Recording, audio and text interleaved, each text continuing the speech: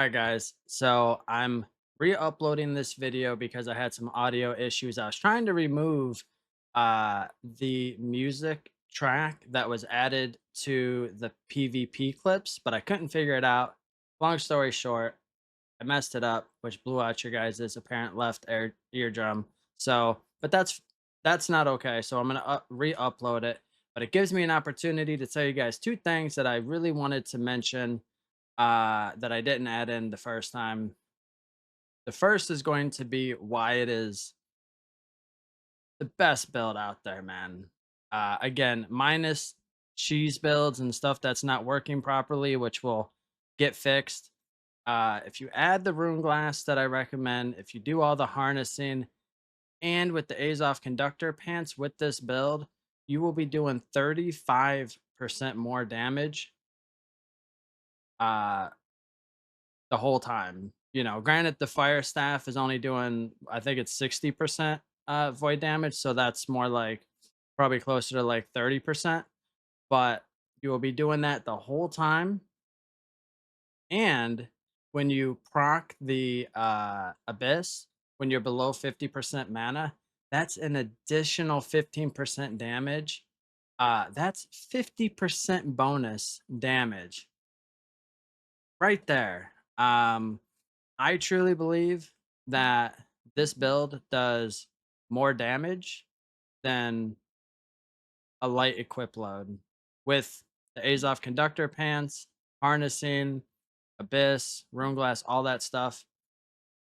That's what I wanted to tell you. And already with the video being uploaded for like 24 hours, I already had a few comments about PvE with this build, which is interesting to me because I actually wanted to tell you guys this. I just didn't really want to get jumped on by the PvE crew, but someone in the comments, I don't remember his name, actually broke it down pretty good. And it's exactly how I would analyze it. Can you use this for PvP or PvE? Yes, absolutely. In fact, um, you have to run, if I'm not mistaken, the Azoth conductor pants through the Hive of Gorgons to as one of the quests to unlock it. So, with that being said, I've ran this through the Hive of Gorgons, and being on stream, it actually put it on easy mode. And what I mean is like I'm not worried about dying. You know what I mean? Like it's just still have the damage. You have all that burst damage, all that good stuff with this build. Um, but you have like 40-50% more armor rating than you would be in a light equip load. So I think this possibly is one of, if not the best PvE builds, minus M3s or the sandworm. You cannot do either one of those contents really with this build. Hey, how you doing, YouTube? Today I got a pretty good one for you guys. We're gonna go over what I consider to be the best PvP build currently in Season 6. It has fantastic movement, fantastic burst damage, and great survivability. The reason why I'm making this video and recommending it to you guys, one of the reasons is because it's not utilizing anything that is overpowered, like the hatchet, or anything that's not working properly, like the elemental band. I would hate to recommend you guys something just for you guys to have your time and effort and gold end game to go to waste when they fix these things. So, um, if you dedicate the time to make this build, I don't see any reason why it'll get nerfed. It's just a super solid, great build. Um, so if you end up liking this build and you want to see more of my content, consider checking me out on Twitch. I go live there 6 days a week. First piece we're going to go over is the Grave Robber's Hat. This is a named item that drops from regular or mutated in need expedition. It comes locked on it with enchanted ward and slash conditioning. As you see, the third perk that we added at the Gypsum Kiln is going to be Void Harnessing, which is going to be a common theme in this build. We put Void Harnessing on every single piece. We have 3 stacks of Refreshing.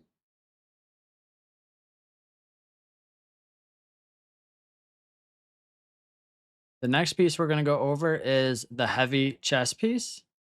This piece actually drops from the sandworm. I just used it because I could make it fit in my build.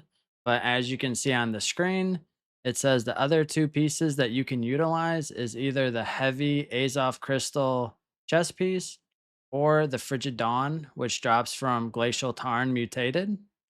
And any Azoth, which we'll go over a few times, drops from level 2 mutated expeditions. You could do any of them. Any mutated M2 or M3 will drop Azoth items, named items.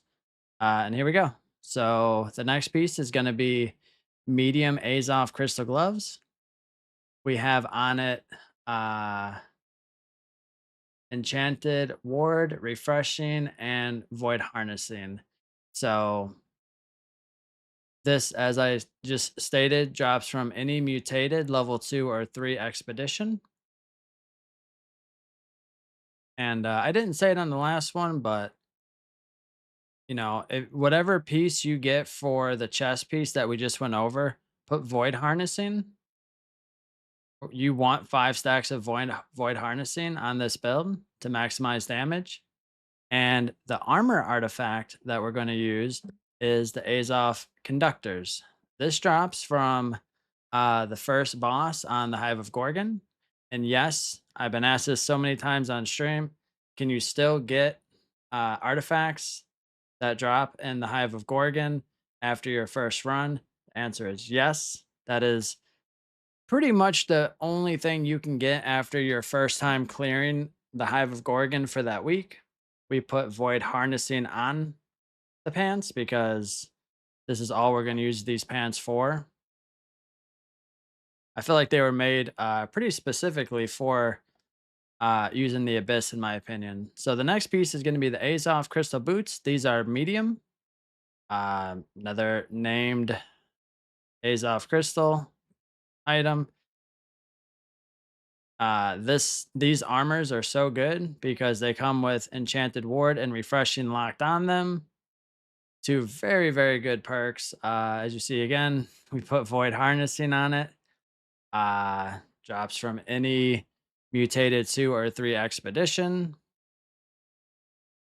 The next thing we're going to go over is our Fire Staff, which this is another one that we're going to go over other options because I got this one from the Sandworm, so I used it. But the main thing that you want on your Fire Staff is going to be Empowering Fireball and Void or Abyssal Attune. Abyssal Attune. That's what it is. The third perk doesn't really matter so much. If you guys aren't picking up this theme, we're doing a lot of void damage. We got void harnessing. We'll go over the gems, but our gems are going to be adding damage to the void. The weapon artifact, of course, is the abyss. 99% of damage is converted into void damage. So all the void harnessing, all the rune glass we're putting on is going to add damage to pretty much everything we do. We put Crippling Reap on this.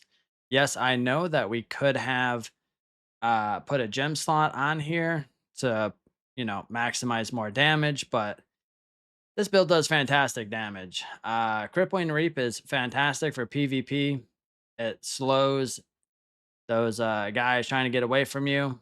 Unfortunately, as you see on the screen, these people, I was trying to get away from these people, and it didn't work out well for them, though. I stayed and fought them, so. The Heart Rune that we utilize on this build is going to be the Brutal Heart Rune of Grasping Vines, which drops from the Garden of Genesis, which, by the way, I'm just commentating over all the editing that I did. But you would have seen for the Abyss, it dropped from Corrupted Portals, which are in Murkard and Brimstone. Just look for world tours that say Murkard. It's pretty easy to get. Most people get it within a few tries. But this Heart Rune is fantastic. It has Rend and Weaken all built in one, and it roots them. Beautiful Heart Rune. Absolutely beautiful. This is the Champion's Amulet, named item. Pretty much everything that we're going to go over is going to require the gypsum kiln, which will require 3 chromatic seals, corresponding matrix, and the craft mod. So this comes locked on it with health and shirking and power. Shirking and power is just, it's so good. I tried unimpeded since it's a new perk. I wanted it to be good. Uh, it's not that good. So I just went back to the champion's amulet, and we put slash protection on it. Again, hatchets, great swords. It drops from the PvP track reward. It's RNG. I have a bunch of them. If you play, you know, 8-10 hours of PvP of OPR, I would imagine you probably get one. Uh, so this might be the hardest thing to get in the build, in my opinion. You see on the right side, that's what I crafted. That's what I'm using. You want mortal empowerment. I can't even stress how much more damage you'll do from this. I had 10 stacks so many times doing 20% more damage, void damage. So on the left-hand side is going to be the only named item that has hardy and void damage. Unfortunately, the only way you can get it is from an invasion crate. So you have to do invasions and hope you get the RNG to get that ring, or you're just gonna have to craft one, you know. And I'm gonna have to say, if you go all out on anything, it should be that ring, right? Because it should be the only thing that's not just upfront at a perk. Uh, that all three of those perks on that ring is crucial, in my opinion. So the next thing, if you've seen any of my previous build videos, still utilizing the Endless Thirst. We actually changed the perk on it. I changed it recently. We have regenerating on it, but it drops from Savage Divide. It has to be a mutated. As long as it's mutated, you have a chance of getting Endless Thirst. The next thing we're going to go over is our resistances with this build. You see in the top right with our attributes. I run 150 con. Sometimes I run 200. Honestly, I kind of recommend just running 200. If you feel comfortable, you feel confident with it, bump it down to 150. Those are the physical elemental resistances. On the left side, this is the important thing, that the first rune glass is going to be what goes on armor. The second one is going to be what goes on your fire staff. Very important. Very, very important. Might be a little bit pricey, but those are the rune glasses that you need. You want to do maximum damage, which I know you all do. I know you guys do. So pick up those heart runes. Make it work. This is the skill tree for the fire staff. Put on the screen a few of them that I thought were important.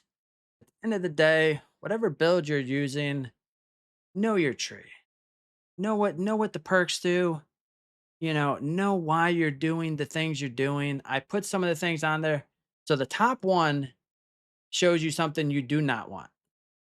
Okay, it is not in the tree I showed you. We do not want mana when it comes to this build. The Abyss Great Axe does 15% more damage when you're under 50% mana. Just know that. Very important. This is the tree for the Great Axe. Again, well, this one only shows the important ones, and they're all kind of important, but just to showcase some of the good ones.